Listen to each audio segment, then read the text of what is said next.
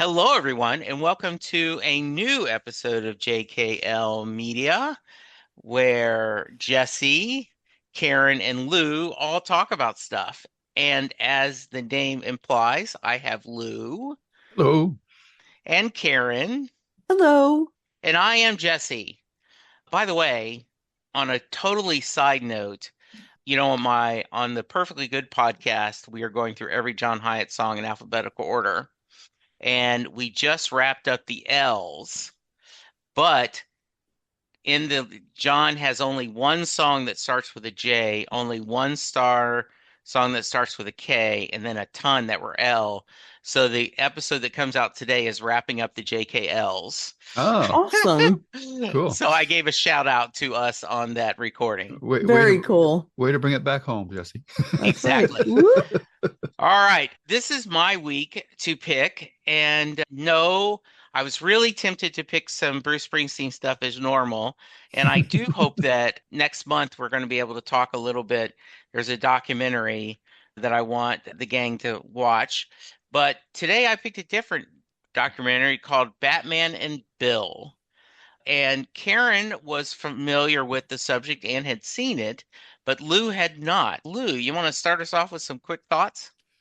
Yeah, the first thing that struck me was the title. I thought it's a nondescript title in a way. I would have came up with some alternatives. One I don't think would ever fly would be first one was fingering Batman, but I don't think that would fly. No. And then the other one I thought was Batman fingerprints, but uh, Ooh. Batman and Bill, I've like you guys, I've been into comics, but I've fallen off quite a bit as I've gotten older. So I wasn't familiar with the history of the character to the degree that this documentary went into. So it was quite a surprise for me to find out that there was another artist involved in the creation of the character. And I think we're all familiar with the troubles that the creators of Superman had getting credit with that character. But to find out that Batman kind of had the same history is was an eye opener, and it was nice to see.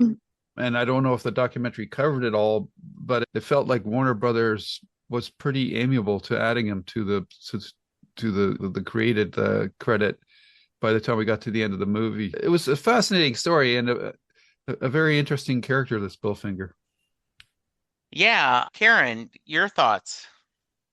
Yeah, like you mentioned, I had seen it before. It's been quite some time since I saw it. Not a terribly long time after it came out. And that's not something that shocked me. I didn't know about this particular instance, but I do know of other instances of creators having to like sue, like you just mentioned, Superman. And unfortunately, Stan Lee did a little bit of this. But I do think that this was a very interesting case in that this guy was almost invisible until it was brought to the forefront. And, in those other cases, it was like Jack Kirby, and it was well known from the beginning that these two men had sold their rights to Superman. But this was different, that he was very much a literal ghost writer, creator, whatever. He couldn't even find a bunch of photos of the dude. I found it really interesting from that perspective of the journey that you have to take from incredible obscurity to getting your byline on movies, books, that sort of thing. And also learning about the other characters involved in his story. So it was super interesting. Yeah, I remember I had known the story of Bill Finger. I can't remember when, but I remember hearing about it. And it was the after the Michael Keaton film, not afterwards, but I remember when I went and saw the Michael Keaton film, it made me so happy to see Bob Kane's name up there because remember the Siegel and Schuster not getting credits necessarily. And it just made me happy that, oh, they're giving credit to the person.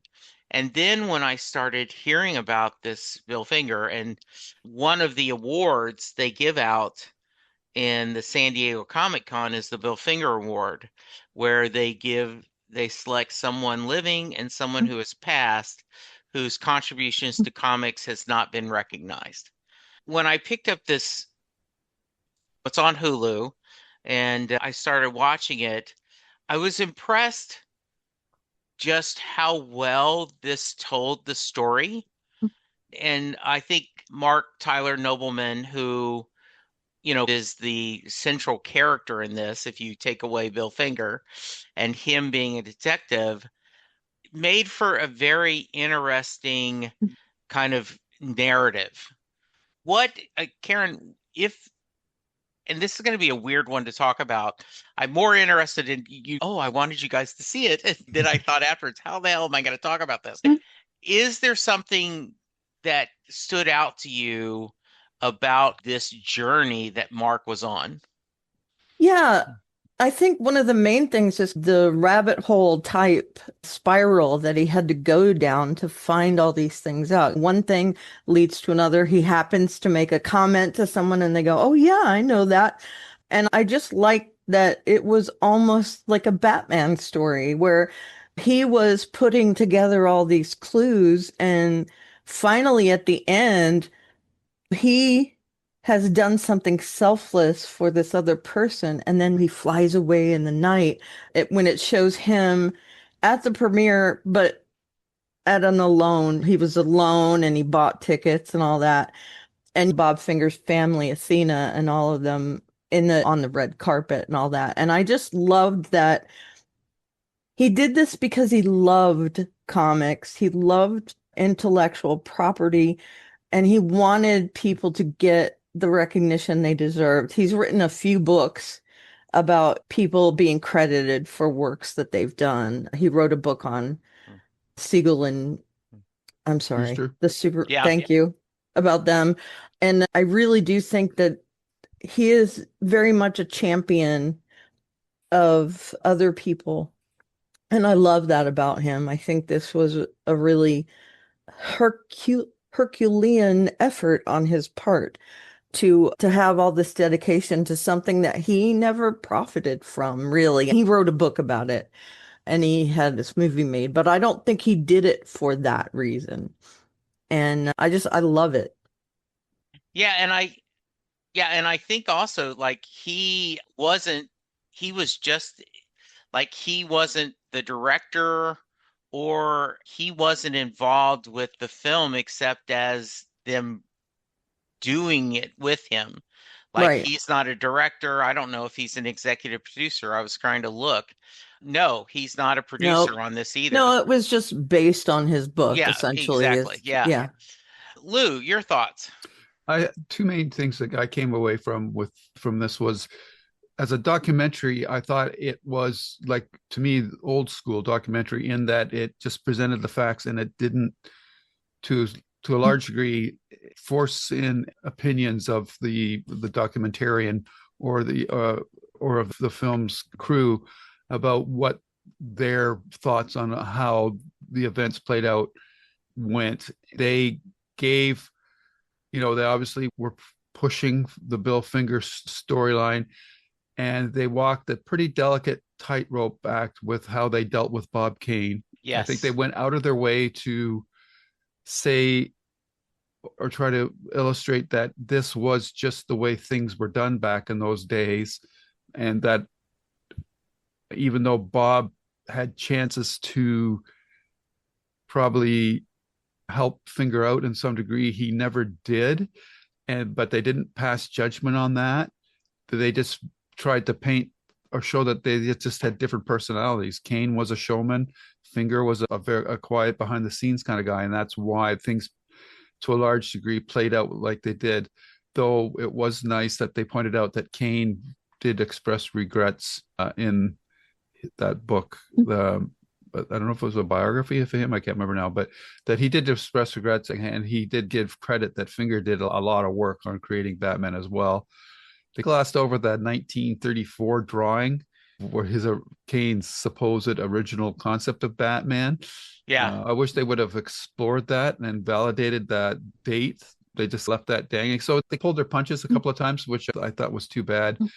And the other thing that struck me is that it shows that we put these people up on pedestals and they're just regular people like us. Bill Finger's family, after he passed away, like his son and then his granddaughter and then his great grandson, they were all impacted to a certain degree by their grandfather's or father's legacy. And it just added that human element that often is missed when you just read like the headlines about so and so is suing so and so because they want Yeah. credit.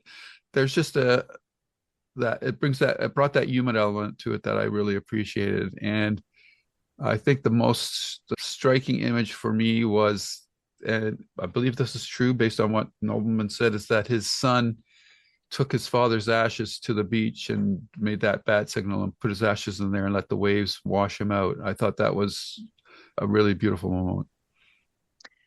Yeah, one of the things that struck me is that sometimes the good guys win.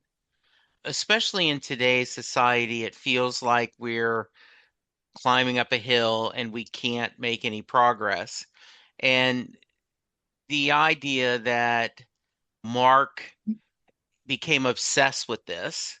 In fact, with his young daughter, what's your job? Bill Finger, Bill Finger, Bill Finger, Bill Finger. Yeah. That Cute though. yes, and then when he finds out that they're gonna give him credit, he's by himself and his daughter's the first person that comes home and he has her read that website and she's as happy for her dad as she just is. They're going to give him credit. Like she's thrilled for him. Yeah. And I did some search and I believe there was financial compensation. And that's what they talk about. A lot of this is about money. And that if you admit that Jack Kirby is the true writer of a lot of the stuff in the Marvel universe, then his heirs can push back. And so you know that Warner Brothers financially is worried about this. Oh my God, because this is the golden goose. They made the argument that Batman in popular culture could be even bigger than Superman.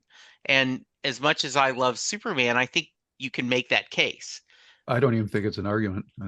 Yeah. I Same. think Batman is more popular than Superman. Yeah. Yeah. And to have that where going forward, every comic, every film will have created by Bob Kane with Bill Finger. And I Yep. haven't checked out any of the later, more recent ones. Is it true? Is that Yes, credit there? Because I Yep. believe I so. tried to look it up, but Yes. all the Batman movies you have to rent them. I thought I'm not going to rent it just to see 2 minutes of Yeah, the do go for two seats. movie. Yeah. Yes, it is. And part of me, you go, why does it have to say with? Why can't it say? And then I go, okay, I'm nitpicking. Yeah. Mhm. I want to go back to your thought is they did do a good job, Lou, with Bob Kane. And I remember, I think it was Mark Evanier, who is one of my favorite bloggers and has written all kinds of, he wrote the Garfield comic and he did Black Hawk for DC. He does Gru the Wanderer. And he talked about that was often in the comic strip world, that's exactly what it was. That these creators of Dick Tracy or other things, they would have people working for them, and Mm. it would just be a factory. Yeah. And so it wasn't necessarily that he was a bad person, but and I do think that they did a good job of showing because a few people that they interviewed were, "Oh, hey, we can't read his heart," and others like, no, he can never be forgiven. Like he knew, Yeah. and I don't know where I am between this. I feel sometimes that no, this was very when you see that there's this much going on, it it would have been nice to say, oh, I had a lot of help, but it's just not going to be. one of the things they talked about, and for those of you who don't understand, we're getting in the middle of this, but Bill Finger was the one who came up with the Batman look, Robin, Joker, the Riddler, the Penguin, Batcave, Gotham City, Bruce Hmm. Wayne's. It was just amazing how much he had to contribute. I also thought, if we could, and Lou, talk a little bit about the whole mystery of him getting in down this rabbit hole and then realizing, okay, Bill Finger had one son, he's gay, he's dead. There's nothing we can do because an heir has to fight for this. Any Mhm. thoughts on that? And then the discovery. Yeah, that was interesting. I wasn't aware that it would have to be a descendant to put forth this any sort of copyright claim or Yeah. crediting claim. So that was an interesting twist. And then to find out that he had a granddaughter was interesting as well. And the granddaughter, I have mixed feelings about her. I can't help but feeling like she's was jumping at the chance to take advantage of the situation and to a certain degree with because she got to go all these premieres and that, but she didn't come across too crass or anything like that. And it's hard for me, like I'm thinking to myself, okay, so my great grandfather or my grandfather did this. Would I be that motivated to want to claim some sort of credit for something that they did that I'm so removed from? I didn't have any personal experience with it. So I found that part a little, I was a little iffy on how she was acting about that. I thought I was more into her relationship with her father than her grandfather. That I could understand. So that I'm still trying to process how her relationship with her father fed into her relationship with her grandfather because she didn't know her father and she didn't even really know anything about her grandfather. So that aspect of it was a little iffy for me, but I don't think she was a gold digging. Yeah. But I don't think that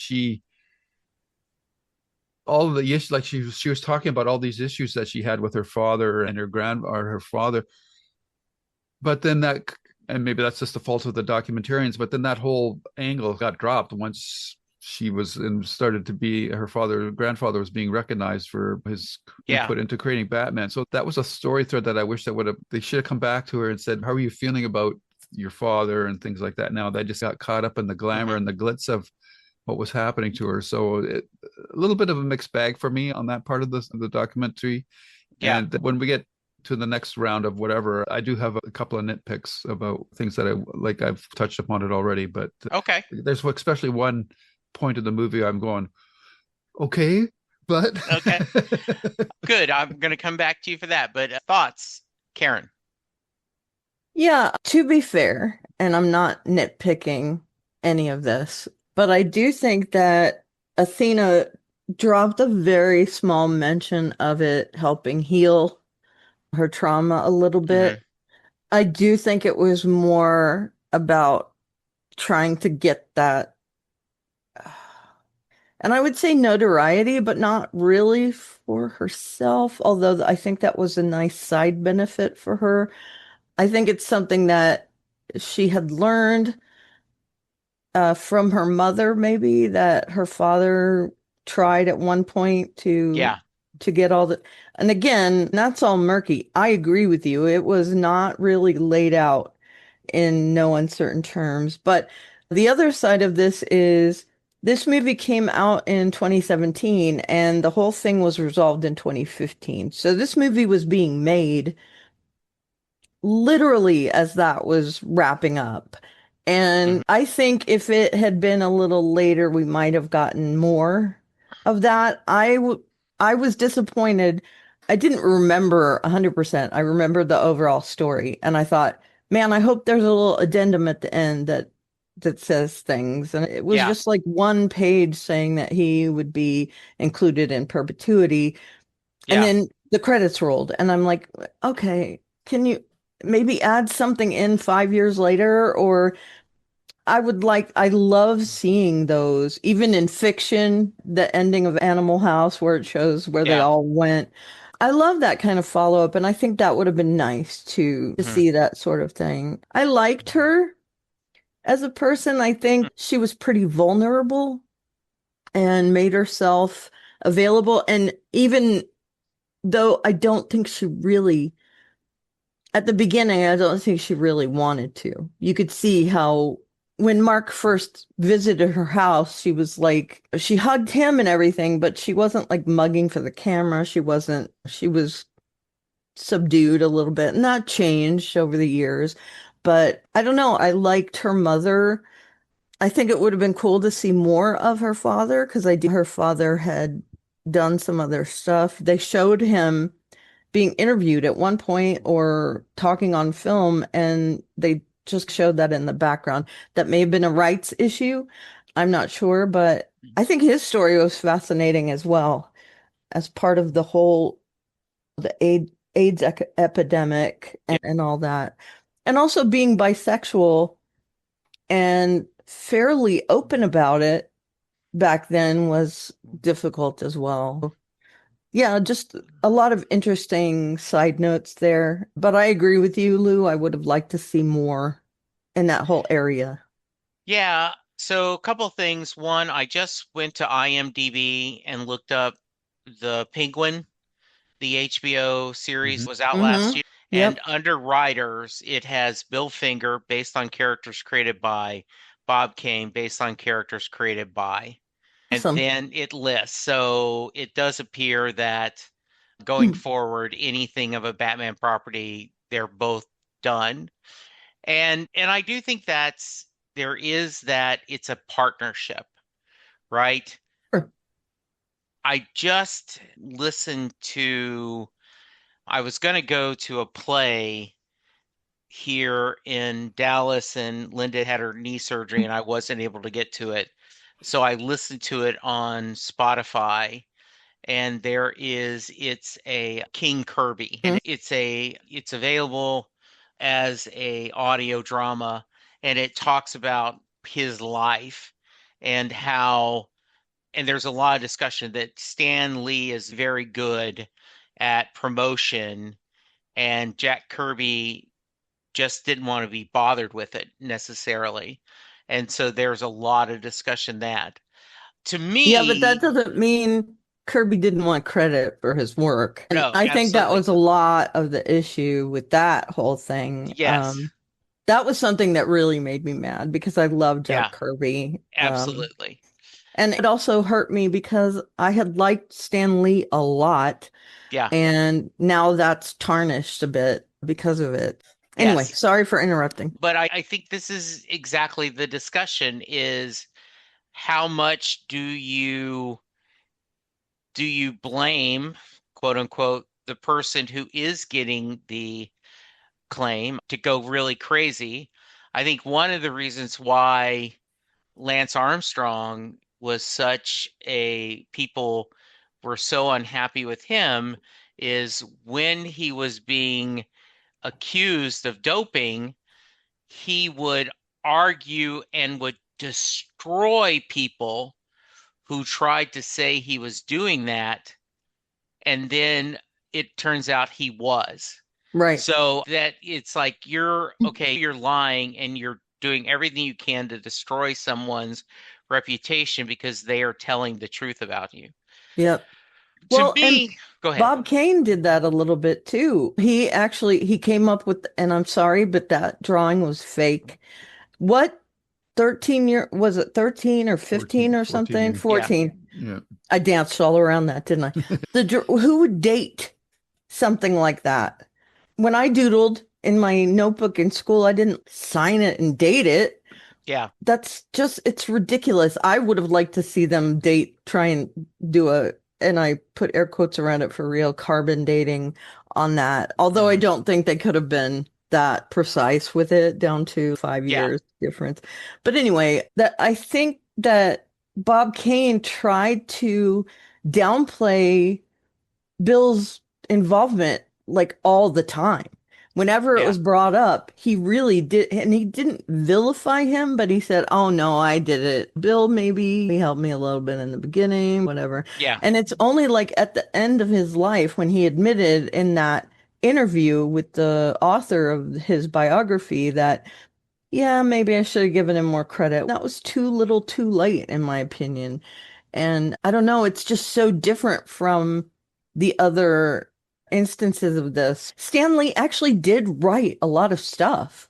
Yeah. It's just that he was like, I did everything. And he Yeah. didn't do everything. And it's not like he said that Jack Kirby was the worst and he never did anything. They took credit together on some Yeah. things. It's just that Stanley was bombastic and he liked to exaggerate and all that. And I think in this case, Bob Kane is a cross between that just outwardly wanting attention and I hate to say this, it's such a Gen Z thing, but a pick me. He definitely wanted people to pick him always.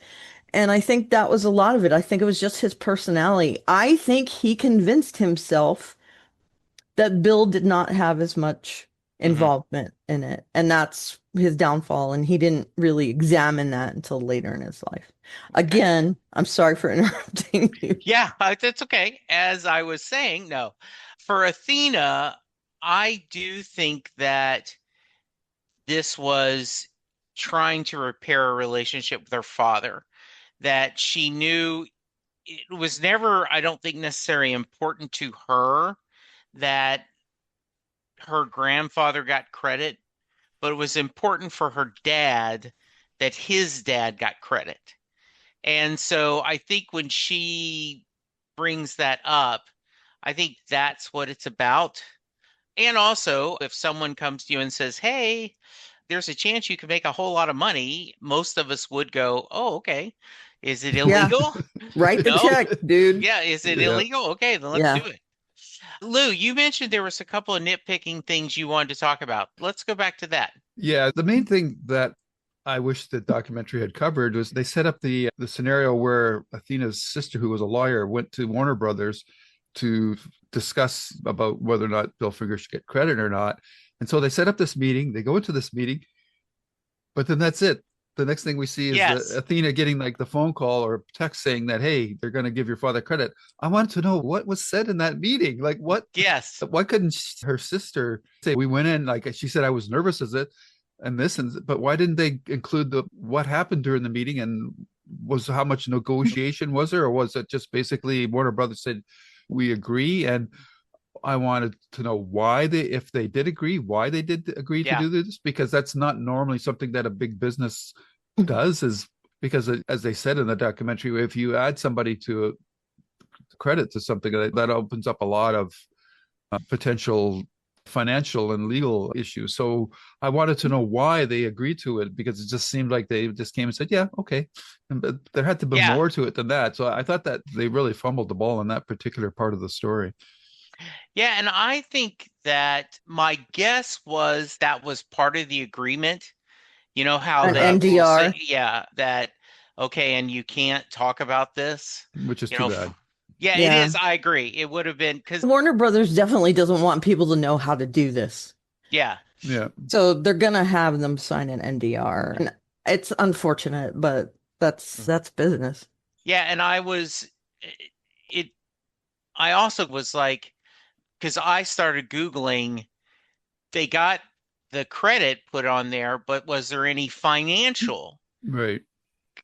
odd to it? Because to be fair, this is a lot of money.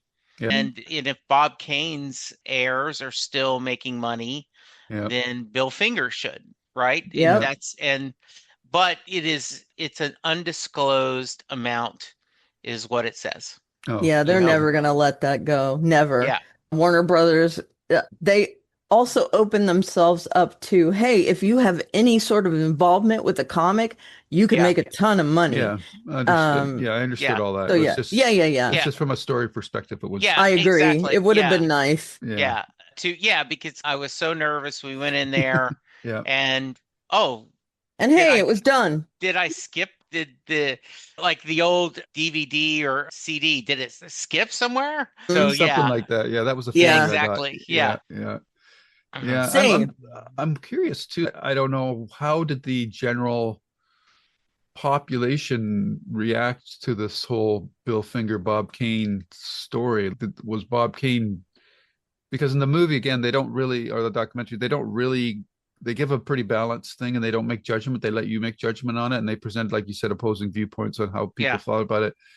But in the general population, I wonder how Bob Kane's reputation fared after this documentary was released. I don't know if you guys know that or. I do not, and I did think it was interesting hearing like him at Comic-Con and everyone dressed as Batman. Do you know who Bill Finger is? And they're Yeah. like, no. So I do think to a certain degree, that's one of the reasons why they made this film. Yeah.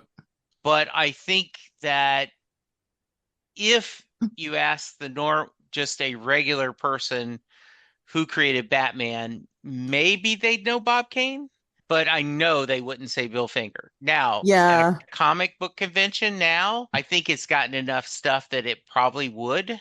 Yeah. But yeah, It's just too bad Bob Kane wasn't alive when Warner Brothers made that decision, because that would have been interesting to see. Yep. yeah. Yeah, and I also think that if you want to criticize someone, you can. Like if, let's say, in an alternate universe, Bob Kane, after when the movie was coming out, Bill Finger was dead, and he goes, now that he's gone, I don't, he said in that phone interview, 50 to 75% of this could come from my good friend Bill. Yeah. And if on in his autobiography, that Bob Kane talked about that I worked together with a wonderful guy that gave a lot of, and he probably should have gotten more credit.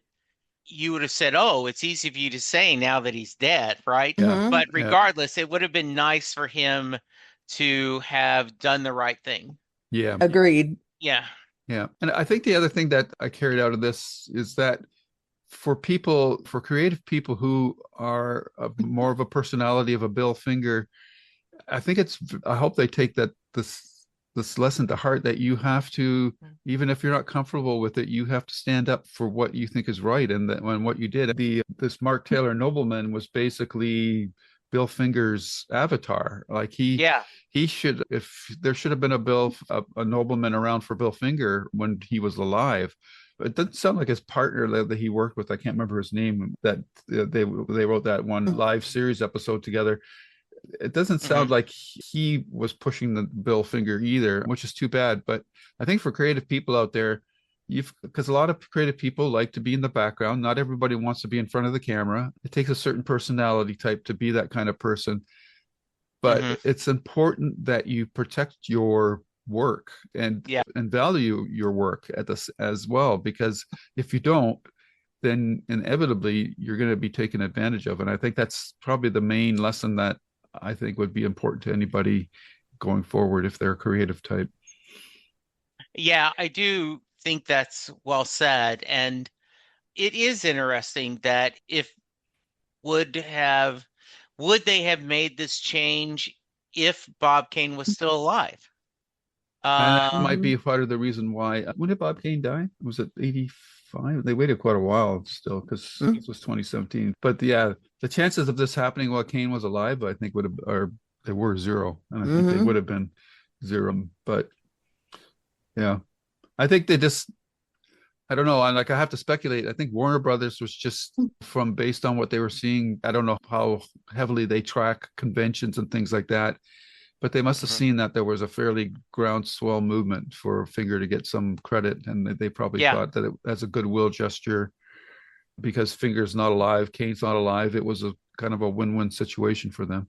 yeah. And obviously, you're afraid of if it gets in front of a court, what's going to happen. Yeah. And so no one really wants that.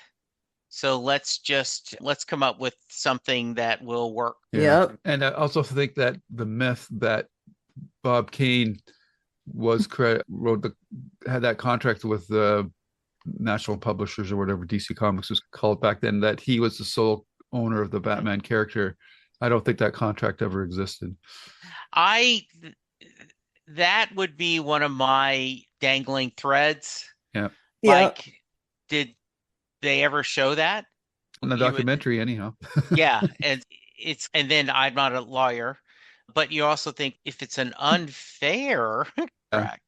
So anyway, thank you guys. Any final thoughts about the movie, Karen? Man, you said you didn't know how to talk about this, and I feel like I could just talk about it forever, to be honest. This is a fascinating thing for me. I tend to gravitate towards creators of things. Like, I have interacted with a lot of authors that I love. I'm gonna name drop here a tiny bit. I did J.G. Jones's website for a little bit, and he wrote a bunch of Wonder Woman stuff at the time. And so whenever I went to a show that he was at, I would sit with him for a little bit. And he was also next to Jimmy Palmiotti and Amanda Connor and all of them. And so I have many pictures of me with them. I feel like I immerse myself in this sort of thing. And so watching a movie like this is like my crack. I just love it. And I think this was great to choose because ultimately we're a genre podcast. Yeah, And even though we do other pop culture stuff, I think this is like right up our alley. yeah. Yeah, I really appreciate you suggesting this as a Oh, watch. Yeah, good. I'll echo Karen's thoughts on suggesting this one because I didn't know anything about it. I think the sobering aspect of it for me is when something gets popular, all these other people that have no creative talent at all, they just swoop in and they reap the rewards of other people's work. And I'm painting with a broad brush here. These big corporations like Warner Brothers and Paramount and Sony and that, they're all just they've got all the levers of power, but I can't really feel too enamored with any of them because I just feel like they're taking advantage of creative people at every turn. Sure. Yeah, I think so too. And I really like how well done this was.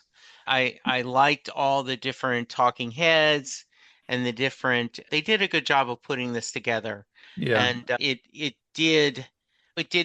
felt like this mystery and the idea that we're exploring this and doing it so good. I'm glad you guys enjoyed it. Yeah. And I recommend, if you're interested in the creative process and if you have even a casual thought of Batman, watch this and you'll go, wow, Yeah. that's Yeah. The final thing I have to say is I find it very symmetrical or poetic that the person behind this whole thing getting going, his last name is Nobleman. yes. Mhm. Yes, could you ask for a more perfect name for because Exactly. he doesn't get anything out of this except get some exposure, obviously, but Sure. Yeah. he didn't receive any monetary compensation for or anything for that, and Yeah. it was very much a labor of love for him to get this done, and he's made it his career to help other people in the similar situations get the credit that they deserve. So I just thought that was a nice little touch that his last name was Nobleman. Yeah, Yeah. that's great. I also want to give a little shout out. He's written several books about things like this. Yeah. Like I said, he wrote Boys of Steel, the creators of Superman, several years before the Build the Boy Wonder book. And he also wrote Fairy Spell, which is something I'm gonna have to read. And it's about two girls in Britain who convinced people that fairies were real, with really rudimentary pictures of like fairies dancing and things like that. It's a fascinating story. And Didn't I Peter Jackson do a film on that? he did, yeah, based on it a little Hmm. bit. His was much more fanciful, but this was something that they did during the war. And it was a therapy for them. They didn't think much about it at the time. They just wanted to Hmm. show that fairies were real. So yeah, he's done things like that. He also did a Japanese pilot's World War II story. I'm looking at it right now. 30 Minutes Over Oregon. And I really love that. Hmm. He's won several awards, and I highly recommend at least reading these because if this is that fascinating and he is that cool of a dude, pick up Hmm. one of his books or something. That's Yeah, it. I remember I've read both of the Bill and the Superman and the Batmans, and so I really enjoyed it. So good. Awesome. All right. So Karen, if someone wants to reach you, how can they? They can reach us at jklmediareviews@gmail.com. And I am at Oliveria on almost every social media site. And my blog is alliestuff.com. All right, Lou. And you can find me on YouTube at Lose Reviews, where we have our archived episodes of the entire Babylon 5 series, including the animated movie, as well as I have my writer interview podcast there and the Stephen King podcast. And you can find these episodes on our JKL Media Reviews YouTube channel and on Twitter and X. And Blue Sky, sorry, can be found at lou.w.sytsma, SYTSMA. All right. I am at Jesse Jackson DFW on Twitter. You can find me talking music on Set Lusting Bruce. Coming up in September is the 10th anniversary of the podcast, and I'm Wow. working on some fun episodes, and we would love to hear what you think about us. We Totally are, take credit, by the way, for all your podcasts. thank you, you should. No, I'm just joking. It's part of the No, whole. I think it's true. No, untrue. And so we really appreciate the support. And we are talking about after Labor Day, getting back into a long form discussion. We'll be discussing a series every week. So hang tight. We'll give you more information about Yeah, that. and you're off next week, right? I am off next week. Then I'm So, here Labor Day, and then I'm off the next weekend. So, okay. So, Okay. yes. Karen, you have a bit of time to pick your. Is it my turn again? Yep. Okay, I'll find something. All right. All right, listeners, thank you for all your support. Be safe, be kind, and we'll talk to you soon. Goodbye. Bye-bye. Bye. And scene. The proceeding has been a JKL Media production.